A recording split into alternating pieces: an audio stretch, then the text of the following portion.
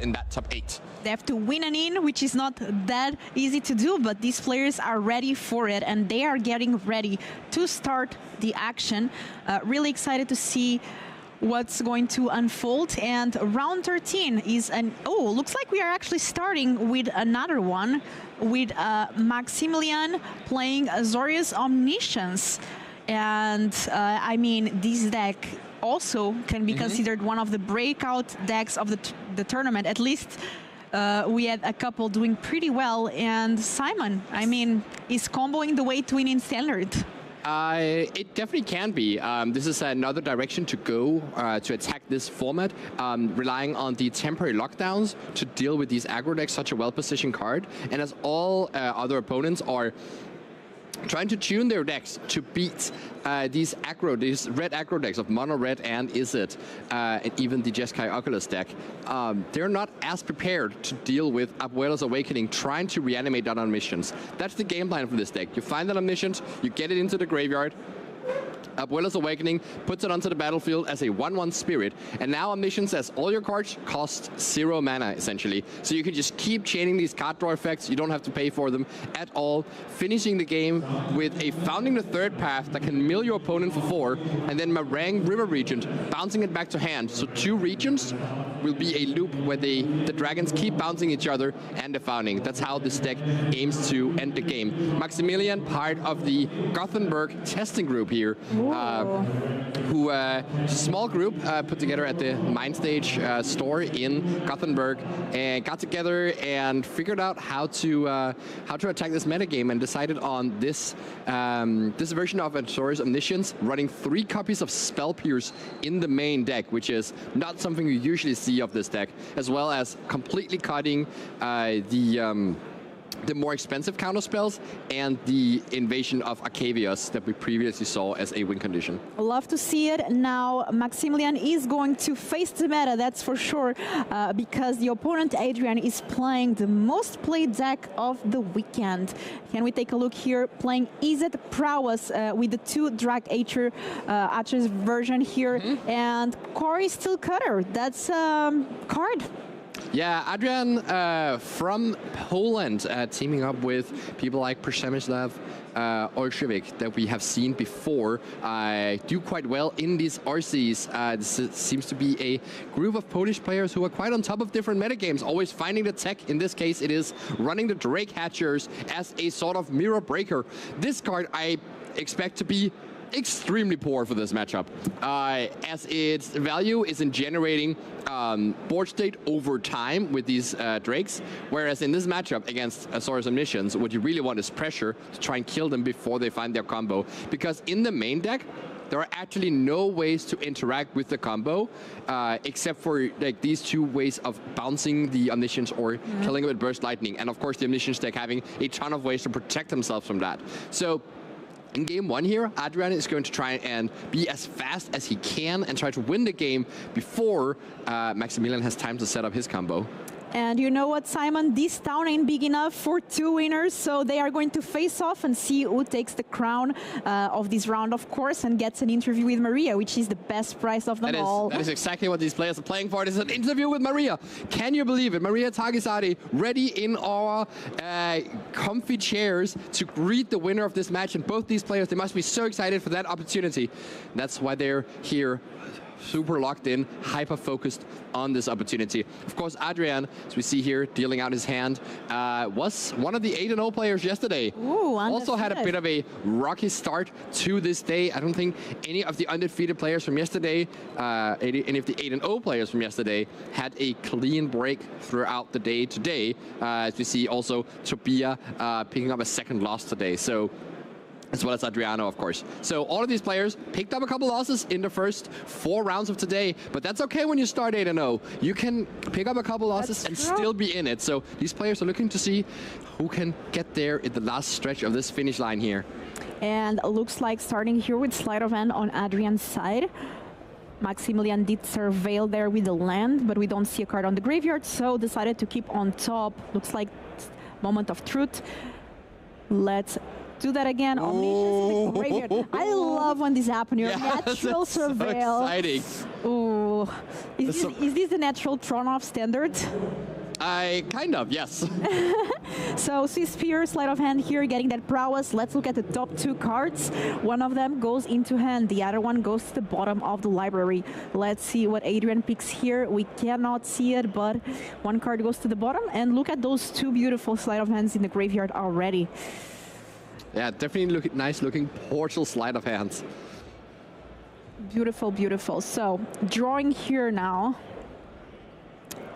There's a Monstrous Rage, a Swiss Spear, I believe an Into the Flood mob, Blur Sliding, so lots of things there for Adrian.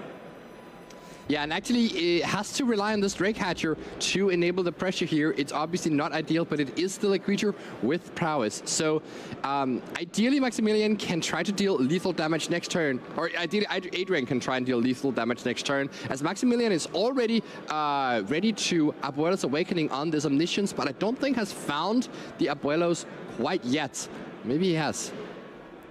See here. Oh, it looks like that is the Abuelos hiding at the back of the hand. Oh my god. Bringing in an Omniscience. Adrian is representing a Burst Lightning, so does Maximilian have a way to protect it? And he does. Yes, a second Omniscience. Immediately playing this. So even though Adrian does have that Burst Lightning and can kill the 1/1 creature Omniscience, well, it's too late because Maximilian gets priority first and gets to start off by just playing this Omniscience. Wow. Or Adrian has a chance to kill off the existing one. Stock up here, getting that free value, and now Maximilian can just start chaining, and the odds that this deck doesn't find a win con at this point are very low. Definitely are. This moment of truth did actually fizzle here. There's just 3 lands revealed to that one, but we'll see what else the stock up found. There looks to be a bunch of blue cards, which should do it. Roiling Dragonstorm here, drawing 2 cards, discarding one that is a Meringue River Regent that can go and pick up that Roiling Dragonstorm. Another one, okay. Draw 2, discard 1, discard an island. So now the Meringue River Regent is going to be able to pick up both those Dragonstorms, and they'll be able to be played for free. There's a third one, so that's the River Regent is going to dig 6 cards deep. Another one. Oh wow. So drawing 2, discarding 1, moment of truth. I mean, at this point Maximilian might as well look at the entire library. Yeah, that's exactly what he's trying to do. Just get through his deck and find the one-off copy of while the 4th one here. Just complete out value at this point. So going to play this Meringue River Regent, picking up 4 Roiling Dragonstorms, and Adrian says, yeah, you're probably gonna find your win condition here, the 1 copy of Founding the Third Path. I mean, fast match. I mean, when I hear we are getting an Izzet Prowess player, I assume that if the game goes really fast, Izzet Prowess is winning, but that's not the case here, as these I mean, that shows off. Kill. That's true. That shows off that this deck actually it's unbelievably strong and can combo very early. Now we have Maximilian's sideboard here. What do you think might enter against the aggro deck? Yeah, so we actually saw this sideboard plan here at work earlier from a different. It looks like a very similar sideboard to the one that we saw from Loopy, and this is a very creature-heavy sideboard with the 2 Clarion Conquerors, the 2 bases, and the 2 Overlord of the Mistmores, essentially allowing you to shift your game plan and be much more creature-focused into the Izzet Prowess deck that is going to bring in just a ton of non-creature counterspells. At least, like, that's what you would expect normally. Actually, this specific Izzet list from Adrian only has a single negate and only has no spell piercers as well, so like in the main deck. So actually Adrian is not that ready for this matchup. Has 1 copy of Disdainful Stroke, 1 copy of Negate, 1 copy of Spell Pierce. Those are the interactive cards in Adrian's sideboard for the matchup. So I don't think actually that Max needs to like sideboard too much into this situation. You know one thing, Simon? That's why I like to play 1 single copy of Spell Pierce in the main, because then like your opponent cannot do these turn 4 as easily to combo, you know? Because you always think with that mana up, is it a Spell Pierce? But we see here the sideboard ready as well with some graveyard hate. Yeah, the most important cards here is the 2 copies of Ghost Vacuum from Adrian, especially combining Graveyard Hate with counterspells. Not that there's too many counterspells, there's just those 3 copies, but that's a way you can easily shut down that Omniscience deck, because if you just rely on counterspells, they have a good plan of getting around that. They can use their Voice of Victory to stop you from playing spells on their turn, or they can just beat you down with big creatures like we've seen before. And if you just rely on your Ghost Vacuum, well, then they have ways to answer that, such as the Clarion Conqueror that will stop activated abilities from being activated. I love that. So I actually expect that the Clarion Conquerors is what's going to come in here for Max to deal with those Ghost Vacuums and be something you can play around the counter spells whenever you need to. And maybe also the Basas will come in. Maybe change the equation too. But you have to be really careful with not boarding in too much stuff here, especially since Adrian's deck is not jam-packed with answers for you. And from Adrian's side, yeah, want to remove some of the creature-specific interaction. Wants to remove the burst lightnings if you can, or the into the flood moss. Maybe you can't cut all of them because you do need to be able to deal with, let's say, if Amarang River Region comes down on turn 6, that's a 6/7, the into the flood moss might actually be pretty good as an answer to that. Might also want to remove the 2 copies of Draycatcher. As I mentioned, it's the slowest threat. And if you want to keep your deck being functional, you can't just cut like your spells for more reactive cards, because then it will be much harder for you to trigger prowess. It might be better for you to cut some of your worst prowess creatures. That makes a lot of sense. And Simon, I have to ask you, after so many rounds of Standard, we've been doing coverage all day long yesterday and now today, are you excited to start testing for Pro Tour Las Vegas Final Fantasy, which is going to be Standard format? Yeah, that's what my month of May is going to be. I'm just going to get myself ready for the Pro Tour. Going into this Standard format, I have had a bit of a break, and it's nice to have a break sometimes, but it's also nice to come back. I'm actually looking right now at the standings here, and there's a couple things that catch my eye. Of course, we saw that Adrian Martin with Boros Monument earlier. Oh, that's true. That was very spicy. Still at 10-2, can still make it into top 8 here with a couple wins. And then as I scroll through these players, remember, it's the top 19 who are still at 10-2 or better. 3 of those 19 players are playing Domain Overlords. What? Yes, there are 3 Domain players still in contention for top 8. I love that, because Domain Overlords, if you saw the last Pro Tour, they were very, very popular. And something happened and they lost popularity. You know what the something was? Tarkir. No, the something was mono red. It was the prevalence of the Screaming Nemesis Sunspine Lynx mono red deck that just tears them apart. That's true. Mono Red in particular is not doing very well in this tournament. 47% win rate yesterday. It is slowly seeping out of the top levels of the metagame. So the Domain players that decided to go here, bring in the deck they know and love, and has managed to go through, like, not that many Domain players ended up in these late stages of the tournament, but those that did are in a prime metagame because there is so much less mono red for them to face. Love to see it. I mean, the Domain Overlord deck is another one that we actually didn't see at all in coverage, right? At least we didn't cover it this weekend. Maybe Martin and Arne did. Yeah, there was one in the backup feature last round that we didn't get to see, beating up on the Jeskai Convoke player. Sadly, last time we were in the booth, I mentioned Jeskai Convoke at X&1. That player has unfortunately lost 2 rounds in a row, and so we will not be seeing Jeskai Convoke in the top 8, sadly, but is still fighting, of course, for that precious Pro Tour invite.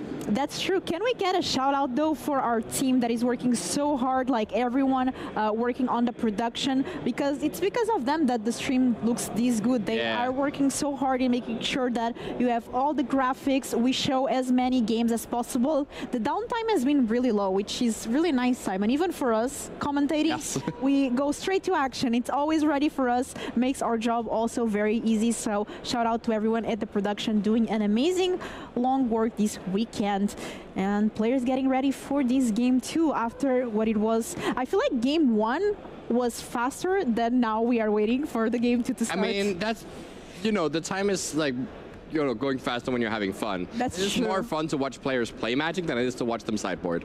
That's true, but sideboarding is part of the game, and it's what makes it so interesting as well, especially in open deck list when they have access to see what the other player has in their sideboard as well, what they might side in, side out. It's all these game that happens outside the game. Other decks that make it as well, Convoke doing pretty decently, I believe. I mean, at least there was a Well, Convoke yeah, player I on mean, the it's not top. doing well anymore. So, yeah. that's the one that was X1 and lost down to X3 now in the last 2 rounds. We do still have a couple. Of course, we have the Demir mid-range from Saruna Leobikas, who's at the verge of a top 8 here. Still can potentially make it even while losing the next 2 rounds, and can potentially just make a draw somewhere. So I believe that we will see the Demir mid-range in the top 8, most likely from Zaruna's still undefeated in this tournament.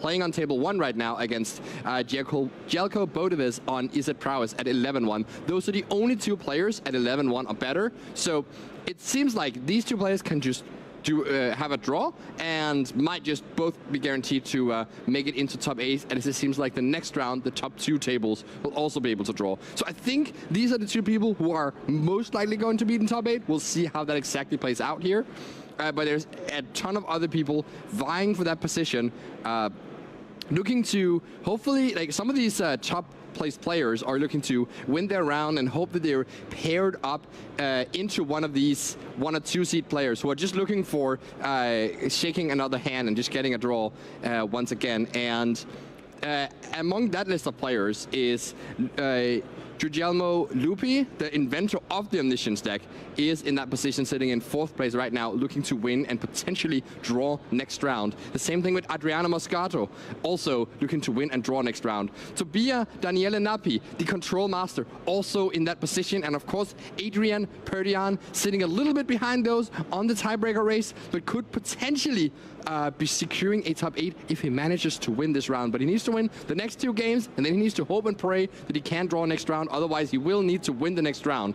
It's probably more likely than not that he will have to win the next round as well. Exciting to see. My favorite part of this tournament is always when we get to the top 8 and we reveal it to the players, especially when there's these tiebreakers and players are really excited to see who makes it in the top 8. The emotions are high, and right now we are ready for game 2 of this round number 13, starting with Storm Chase Talent on Adrian's side. So that's a good start, just leading off with a prowess creature.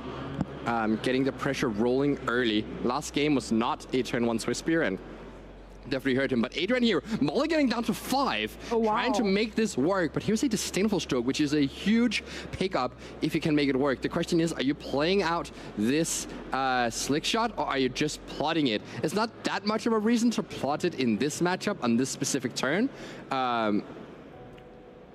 But it's deciding to do it anyways. But actually attacking with the Otter here is proving to be kind of a risk here because of the Ephemeris Dispersal. Maximilian decided not to bounce the Otter token right here, instead holding up the Spell Pierce for a potential Cory Steelcutter. So actually Adrian being quite rewarded for not just sending that Slick Shot in here, instead plotting it, because that meant he could attack safely with the Otter token, knowing that it can't be bounced by Ephemeris Dispersal if Maximilian also wanted to keep up Spell Pierce. Oh, so, love that play. Yeah, that's actually kind of a next level thing where you might think that that's like a bad idea to just attack for 1 into the open mana, but because you know that the things you're representing and the ways they want to respond to it can actually work out totally fine. And it worked, so Slick Shot show off now coming back from the plot into the battlefield. We have Sleight of Hand, so these triggers start to happening. Slick Shot +2/+0 until the end of the turn. The Otter +1/+1. Yes, so that's 5 damage showing already. And Adrian, again, has that Disdainful Stroke in hand, but doesn't need to leave it up for a few more turns. So what he's aiming to do right now is just deal as much damage as possible, hope that Maximilian doesn't have too much interaction with that. But Maximilian sitting on both Ephemeris Dispersal and this Spell Pierce, is going to be able to do quite a number on Adrian's offense here. Can bounce the Otter token, can counter the Monster's Rage, and not much will be left of Adrian's pressure if that is to happen. So let's see, I think picking up a land there And that Sleight of Hand goes to the graveyard. There's a Monstrous Rage, a land, and something else. So attacking here with the Otter and the Show Off, but there it is. Deciding to bounce the Slickshot Show Off rather than the Otter here. Doesn't care too much about relieving the pressure, about trading cards, rather than just take as little damage as possible and forcing Adrian to, if he wants to play that Show Off, he has to tap out for it next turn unless he has a land right now. This card is so good, not only allowing you to bounce something, but also Surveil too. The Surveil 2, very important in this deck, of course, and now we are plotting the Slickshot once again. So that was a bit of a not playing the land pre-combat, making Maximilian unsure whether or not it was going to be possible for Adrian to plot that Slickshot Show Off. But Adrian, not that many cards left in hand. One Monstrous Rage, one Disdainful Stroke. And we're starting to get into the turns where you want to leave up Stroke. I don't think he can quite leave it up yet because there's no Omniscience in the graveyard, so it's not as threatening. You don't need to leave it up right now.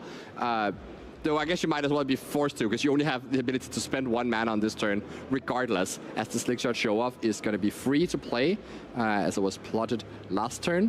And then you can maybe try to go for the Monstrous Rage and see if there's a piece of interaction for Maximilian.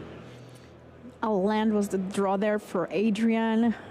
Not left with much, but that Storm Chase talent can eventually be leveled up as well for some extra value. I mean, it can, but that's the sort of game that Max is very happy to see you play. If you tap out to level up the Storm Chaser's talent, it doesn't really apply much other pressure. I think the best thing it could be doing is if it's leveling up to get a Monstrous Rage and presenting lethal that way. As we see here, the Slickshot coming in off the plot, attacking with both creatures, just 2 damage showing right now, but this Monstrous Rage can turn that 2 damage into 7 damage. And there it is, Monstrous Rage on the Slickshot Show Off. Now, does Maximilian have a way to answer that? Looks like no, taking a lot of damage here. That's actually quite a lot of damage. 8 damage, right? Or? Yes, you're right, 8 damage, yeah, not 7.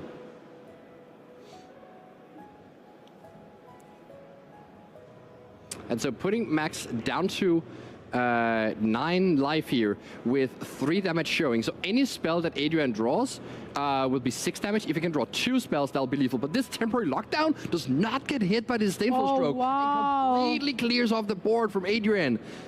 That was insane. Temporary Lockdown is such a great card against this Izzet Prowess deck. That's a Monstrous Rage here, not doing anything to put on pressure. And there's the Meringue River Regent. You can use the Omen part of this card to discard your Omniscience and get it into the graveyard that way. You can also discard it in this fashion if you use Stock Up and then find, let's say, a land and a Roiling Dragonstorm, or if you can even discard to hand size. I think there's like 4 cards in his hand right now, so can't quite do the discard to hand size play. There's 5 cards in hand, so we'll go up to 7 with this Stock Up. Can't quite do that cool play, but even just hitting some land drops here, you feel in full control. You have so many cards that do interesting things. Of course, this Spell Pierce is starting to look a lot weaker, but might find a target against Adrian if he draws his own Stock Up, for instance.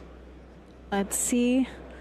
What does Maximilian decide to do here? Stock Up, such a great card. So getting a plane and another Stock Up. Stock Up, the Stock Up. Actually, Adrian can't even draw a Stock Up. He doesn't play that card. So yeah, not anything he can draw. But Cutter, though, that was the draw for the turn. Yeah, that's not the worst thing. The issue is that it's really hard for him to play that alongside a second spell. And as a result, he just decides, so instead of playing the Steel Cutter and then leaving up the Disdainful Stroke, where it is vulnerable to Spell Pierce, he's instead leaving up 4 mana, so that if he needs to stroke something, he can still pay for the Spell Pierce. And looks like Maximilian here going for another Stock Up, so let's see what this Stock Up does get. Oh, and this actually could put him at 8 cards in hand, and it'll enable him to discard that Omniscience. So the play that we mentioned earlier could actually happen on this turn. Of course, Maximilian could also be happy to just develop his land base, develop his hand, and just be in control of this game as he's under no pressure, which means he's under no obligation to try and combo quickly. That's true. So putting 2 cards there in hand, that's going to be a Blast Zone and a Spell Pierce. So he has currently 8 cards in hand, going to discard, discarding Omniscience 2 hand size. That is how you get it into the graveyard, folks. That is the, honestly, a big reason of the stock up. When you're on the draw and you play turn 3, that's how you... That's how you discard your Omniscience. That's pretty good. Another land drawn here for Adrian. Again, doesn't want to tap below the ability to pay for Spell Pierce. Is there a second copy of Spell Pierce? I think there is 2 copies of Spell Pierce now in Maximilian's hand. So he can actually go for this Abuelos right now with 2 Spell Pierces up. Is that a wise decision, though? Because Adrian also has 1 mana ways of interacting with this combo. So you don't necessarily need to go for it here. But Maximilian's saying, yeah, this is the time I can do it. Even if it goes wrong, it's not that bad. Here's the Staple Stroke. Here's Spell Pierce. Pay 2. Here's second Spell Pierce. Maybe. Yep. Yay, there it is. Second Spell Pierce. And Maximilian here winning the counter war. Now there's that Omniscience. It's a little 1-1, but you know, it's pretty good when you start doing other stuff as well, like here we are looking at the top 3, putting temporary lockdown in the graveyard. Right, the Omen part of Meringue River Regent. This ability here is actually quite good in this deck, deceptively good that you get to shuffle it back into your deck instead of going to the graveyard, because it means your future card draw spells are going to be increasingly more likely to hit more card draw because you filter your deck that way. And here's the Roiling Dragonstorm. Start that chain going. This is how Max ended up winning the last game and is now playing the stock up, looking for even more dragons. Hits another Roiling Dragonstorm, and now you can start just playing out the second copy of Meringue River Regent There's also in your the Clarion, I believe, that does Oh, that's return. another way to pick up both of those Dragonstorms. That's a beautiful way to have your sideboard card be part of your combo. That's actually insane. Look at these dragons all over. Now that Dragonstorm once again, and now it's just digging until we find a combo.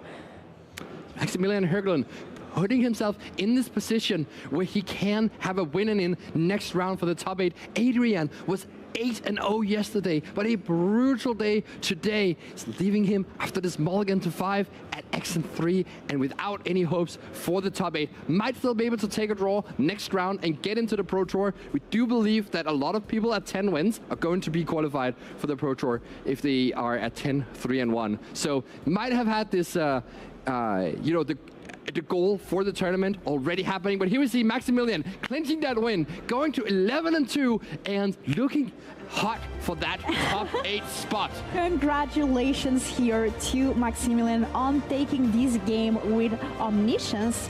Love to see this combo deck working, but better than winning this round 13 is the prize of winning the round 13. It's the interview with Maria. Yes, that's right. So we will have access to that interview. And Simon,